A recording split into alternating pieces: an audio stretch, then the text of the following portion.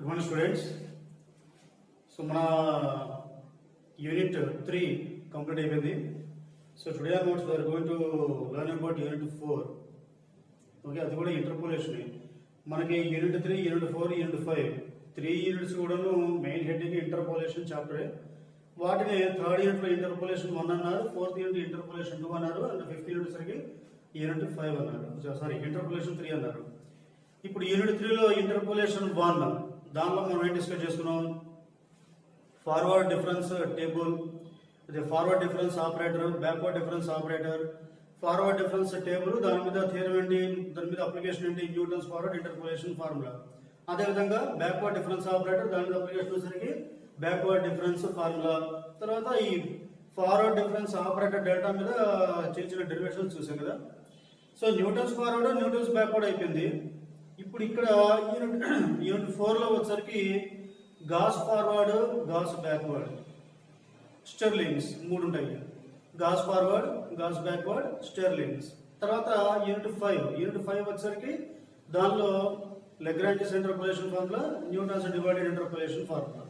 Okay, ఈ interpolation 1, interpolation 2 అంటే Newton's forward interpolation formula, Newton's backward interpolation formula, ఈ unit 4 లో వచ్చే Gauss forward, Gauss backward, Stirling's. ఈ 5 కూడా ఏంటంటే ఎప్పుడు ఉపయోగపడతాయంటే ఇచ్చిన ఎక్స్ వాల్యూస్ అన్ని కూడా ఈక్వల్లీ స్పేస్డ్ అయితే. ఓకేనా, ఎక్స్ వాల్యూస్ 10, 20, 30, 40, 50 లేదా 2, 4, 6, 8, 10 అండ్ సో ఆన్ వాటి మధ్య ఈక్వల్ డిఫరెన్స్ ఉన్నప్పుడు మాత్రమే ఈ 5 థియరీస్ అప్లై అవుతాయి మనకి. ఓకేనా, సో ఇప్పుడు మనం గాస్ ఫార్వర్డ్ ఇంటర్పోలేషన్ ఫార్ములా దాని సంగతి చూద్దాం. ముందుగా గాస్ ఫార్వర్డ్ ఇంటర్పోలేషన్ ఫార్ములా అది రాద్దాం. ప్రజెంట్ ఎవరు కూడా ఏమి రాయకండి, ఓకేనా, ఎవరైనా నోట్ చేసుకోవద్దు. Okay, just listen. Gauss forward interpolation formula.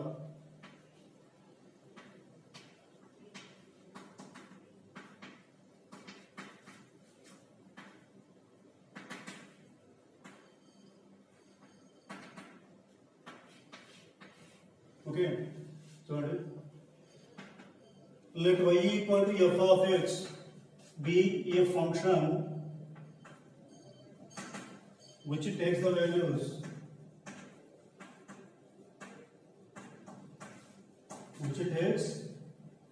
values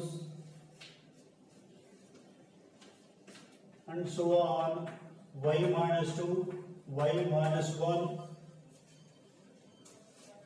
y0, y1, y2 and so on, corresponding to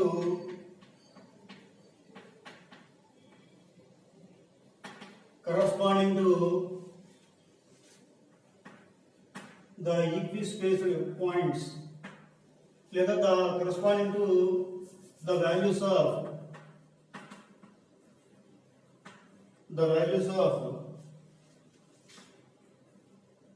equidistant values ఏమిటవి? and so on, x0 minus 2h, x0 minus h, x0 comma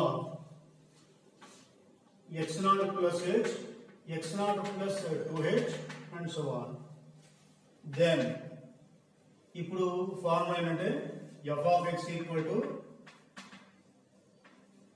y0 plus u into delta y0 plus u into u minus 1 by 2 factorial delta square y minus 1 plus u into u minus 1 into u plus 1 by 3 factorial delta cube y minus 1 plus next u into u minus 1 into u plus 1 into u minus 2 by 4 factorial delta power 4 y minus 2 plus 1.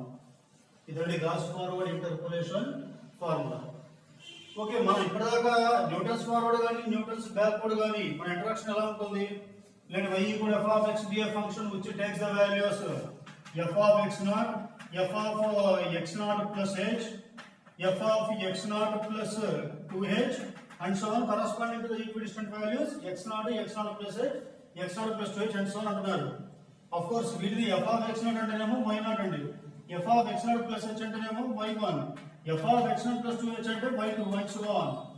అంటే Newton's forward Newton's backward వాటికి వస్తే ఏమవుతుంది మనకి y not నుంచి వస్తుంది. let y equal f of x be a function which takes the values y naught x f of x naught plus h f of x naught plus 2h and so on అంటున్నాం కదా, వాటిని y naught y1 y2 and so on ఇలా అంటున్నాం. ఓకేనా? కానీ ఇక్కడ వస్తే మీరు జాగ్రత్త వస్తే మనకి కొత్త టెర్మినాలజీస్ ఏంటవి y minus 1 y minus 2 మరి ఇవన్నీ ఏంటవి ఇవన్నీ ఎక్కడ నుంచి వచ్చాయి అంటే let y equal f of x be a function which takes the values and so on y minus 2 y minus 1 y naught y1 y2 and so on ఇలా వస్తున్నాయి.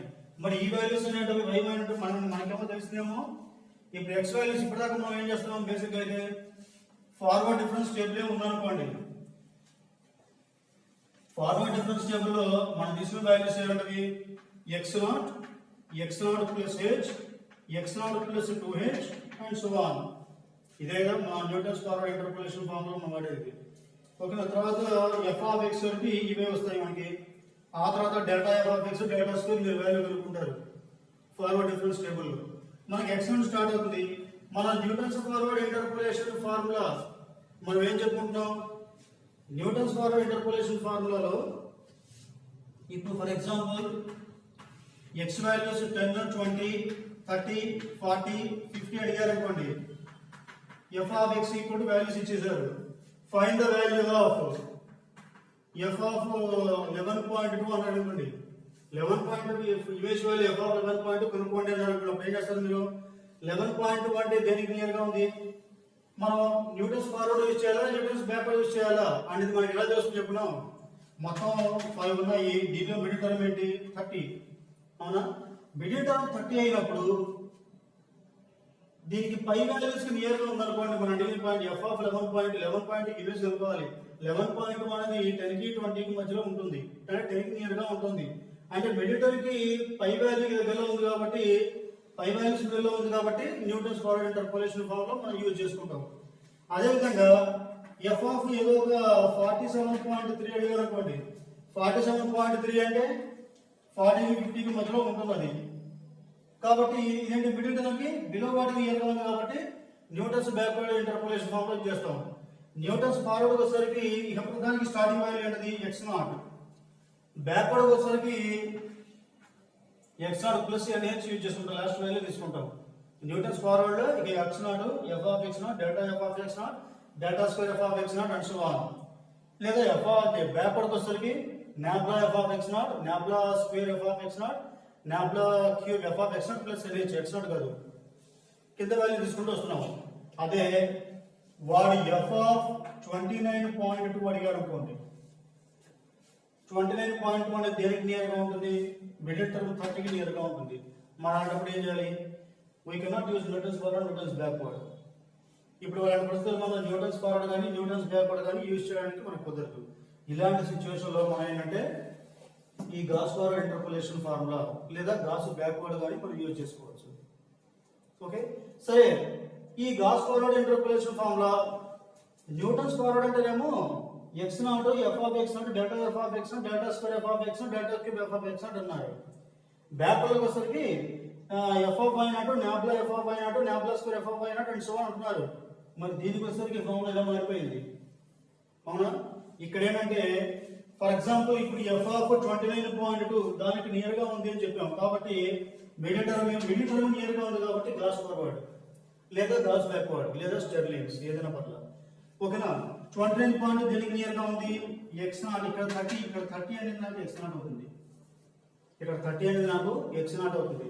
ఫర్ ఎగ్జాంపుల్ ఈ వాల్యూస్ కూడా 1 2 ఏదో 4 5 9 అనుకోండి. ఇప్పుడు delta f of x values ఏమవుతాయి, delta f of x అంటే 2 - 1 1 4 - 2 2 5 - 4 1 4. తర్వాత delta square f of x అంటే ఏమవుతాయండి 2 - 1 1 1 - 2 -1 4 - 1 3. తర్వాత delta cube f of x అంటే ఏమొస్తుంది మనకి, డెల్టా క్యూబ్ అంటే -1 - 1 అంటే -2 3 మైనస్ వస్తే ప్లస్ అవుతుంది 4. తర్వాత delta power 4 F of X అని అనుకోండి, దీనికి ఎంత వస్తుంది మనకి చివరిలో 6. అవునా? కనుక్కోమంది ఏంటి? ఎఫ్ ఆఫ్ 29.7 ఈ వాల్యూ కనుక్కోమన్నారు. అంటే 29.7 అనేది మిడిల్ టర్మ్ క్లియర్ గా ఉంది కాబట్టి గాస్ న్యూటన్స్ ఫార్వర్డ్ కానీ న్యూటన్స్ బ్యాక్వర్డ్ గా అప్లై చేయలేము. మిడిల్ టర్మ్ క్లియర్ గా అంటే మనం యూజ్ చేయాల్సింది 3 పద్ధతులు ఉన్నాయి, గాస్ ఫార్వర్డ్ కానీ గాస్ బ్యాక్వర్డ్ కానీ స్టెర్లింగ్స్ కానీ. సో హియర్ మనం గాస్ ఫార్వర్డ్ ఇంటర్పోలేషన్ ఫార్ములా గురించి మాట్లాడుతాం కాబట్టి మనం ఇక్కడ Gauss forward interpolation formula apply చేద్దాం. ఓకే, ఈ 30 ఏమవుతుంది? x0. ఓకేనా? మరి ఎఫ్ ఆఫ్ 30 అనేది నాకు పై నుండి థర్డ్ పొజిషన్ లో ఉంది కాబట్టి ఈ పై నుంచి థర్డ్ పొజిషన్ ఏమవుతుంది? ఎఫ్ ఆఫ్ x0 అంటే ఇది y0. ఎఫ్ ఆఫ్ x0 అంటే y0.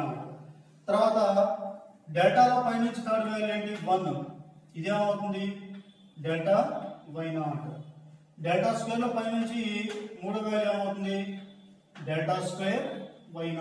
అలాగా x0 ఏమో మిడిల్ టర్మ్ 30, ఆ మిడిల్ టర్మ్ ఏంటి? పై నుంచి మూడో పొజిషన్. అప్పుడు పై నుంచి మూడో పొజిషన్ అవుతుంది ఎఫ్ ఆఫ్ x0 అంటే దాన్ని మనం y0 అంటున్నాం. పై నుంచి మూడో వాల్యూ ఏంటి? ఇది x0 అయితే ఎఫ్ ఆఫ్ x0 అవుతుంది. ఎఫ్ ఆఫ్ x0 అంటే దాన్ని మనం ఇక్కడ y0 అంటున్నాం. డెల్టాలో పై నుంచి మూడో వాల్యూ అవుతుంది డెల్టా y0. డెల్టా స్క్వేర్ లో పై నుంచి మూడో వాల్యూ అవుతుంది డెల్టా స్క్వేర్ y0. ఇక వీటిలో ఎగ్జిస్టెన్స్ ఉండదు. సో డెల్టా y0 అంటే y0 డెల్టా y0 మనం తీసే ఫార్ములా. ఫర్ ఎగ్జాంపుల్ y0 అంటేనేమో 4, డెల్టా y0 అంటేనేమో 1. మరి ఈ y - 1 y - 2 ఏంటవి? అవి ఏంటంటే ఈ y0 కి పై వాల్యూస్ ఉన్నాయి కదా 1 2, ఈ 2 అనేది y - 1 అవుతుంది, 1 అనేదేమో y - 2 అవుతుంది. మిడిల్ టర్మ్ కి పై వాల్యూస్ -1 -2 అంటే గాస్ లో వచ్చేసరికి గాస్ కానీ గాస్ ఫార్వర్డ్ కానీ బ్యాక్వర్డ్ కానీ స్టెర్లింగ్స్ కానీ ఇలా వస్తాయి. x0 మిడిల్ టర్మ్ కాబట్టి ఎందుకంటే మనకి న్యూటన్స్ ఫార్వర్డ్ లో ఇది x0 తీసుకున్నాం 10, ఇక పై వాల్యూస్ లేవుగా కాబట్టి x0 నుంచి మనకి ఫార్ములా వస్తుంది. ఇక్కడ middle term x0 y0 delta y0 delta square y0 అంటున్నాం, మూడు వాల్యూస్ వరుస పెట్టి. వాటి పై వాల్యూస్ ఏమవుతాయి? ఇది y - 1 y - 2. ఇప్పుడు చూడండి ఫార్ములాలో డెల్టా స్క్వేర్ y - 1 అంటే ఈ వాల్యూ ఏమవుతుంది మనకి? డెల్టా స్క్వేర్ y - 1 అంటే డెల్టా స్క్వేర్ y - 1 కావాలి కాబట్టి ముందు y - 1 అది ఎఫ్ ఆఫ్ ఎక్స్ అనమాట. ఓకేనా? ఎఫ్ ఆఫ్ ఎక్స్ లో మనకి y - 2 y - 1 y - ఉన్నాయి. ఈ y - 1 అనేది పై నుంచి ఎన్నో ప్లేస్ లో ఉంది? సెకండ్ ప్లేస్ లో ఉంది. కాబట్టి డెల్టా స్క్వేర్ y - 1 అంటే ఏం చేస్తారు? డెల్టా స్క్వేర్ లో పై నుంచి సెకండ్ వాల్యూ కన్సిడర్ చేసుకుంటారు. ఇదేంటి? -1. ఇదే మనకి ఏమవుతుంది? Delta square y - 1. తర్వాత డెల్టా క్యూబ్ y - 1 అన్నారండి. డెల్టా క్యూబ్ y - 1 అంటే y - 1 దాని పొజిషన్ ఆ కాలంలో y - 1 అనేది నాకు ఆ కాలంలో పై నుంచి రెండో ప్లేస్ లో ఉంది కాబట్టి డెల్టా క్యూబ్ y - 1 కాబట్టి కావాలంటే డెల్టా క్యూబ్ లో కూడా పై నుంచి రెండో వాల్యూ తీసుకోండి 4. ఓకేనా? y - 1 అనేది ఆ కాలంలో పై నుంచి ఎంతో పొజిషన్ లో ఉందో కరెస్పాండింగ్ ఆ వాల్యూ కూడా మనం చూసుకోవాలి. y - 1 అనేది f ఆఫ్ x కాలంలో పై నుంచి రెండో ప్లేస్ లో ఉంది కాబట్టి డెల్టా క్యూబ్ y - 1 కావాలంటే డెల్టా క్యూబ్ వల్ల కూడా పై నుంచి రెండో వాల్యూ తీసుకోండి 4. ఇది ఏమవుతుంది? Delta cube y - 1. నెక్స్ట్ అంటే డెల్టా పవర్ 4 y - 2 ఉంది. డెల్టా పవర్ 4 y - 2 అంటే y - 2 అనేది స్టార్టింగ్ నెంబర్ ఇక్కడ కాబట్టి డెల్టా పవర్ 4 y - 2 కావాలంటే డెల్టా పవర్ 4 లో స్టార్ట్ నుంచి ఫస్ట్ ఎలిమెంట్ తీసుకోవాలి. ఆఫ్ కోర్స్ ఇక్కడ ఒకటే వాల్యూ, అదే ఫస్ట్ వాల్యూ అవుతుంది కాబట్టి ఇది ఏమవుతుంది? Delta power 4 y - 2. ఓకేనా? సో ఇది సెంట్రల్ డిఫరెన్స్ టేబుల్ అంటారు. దీన్ని సెంట్రల్ డిఫరెన్స్ టేబుల్. అంతకుముందు forward difference table, backward difference table, దీన్ని ఏమంటారంటే సెంట్రల్ డిఫరెన్స్ టేబుల్. ఓకేనా? సెంట్రల్ వాల్యూ ఇస్తే మనం చేసుకుంటూ వస్తాం. ఓకే, సో వీటి గురించి ప్రజెంట్ మీకు ఫార్ములా అయితే రాసించాను. దీని గురించి ఈ ఫార్ములా ఇప్పుడు నోట్ చేసుకుని విన్నారు కాబట్టి జాగ్రత్తగా ఏం పెడతారు? ముందుగా యూనిట్ 4 దానిలో ఇంటర్పోలేషన్ 2, యూనిట్ 3 వచ్చేసరికి ఇంటర్పోలేషన్ 1, యూనిట్ 4 వచ్చేసరికి ఇంటర్పోలేషన్ 2 హెడింగ్ పెట్టుకొని జాగ్రత్తగా గాస్ ఫార్వర్డ్ ఇంటర్పోలేషన్ ఫార్ములా ఈ ఫార్ములా నోట్ చేసుకోండి.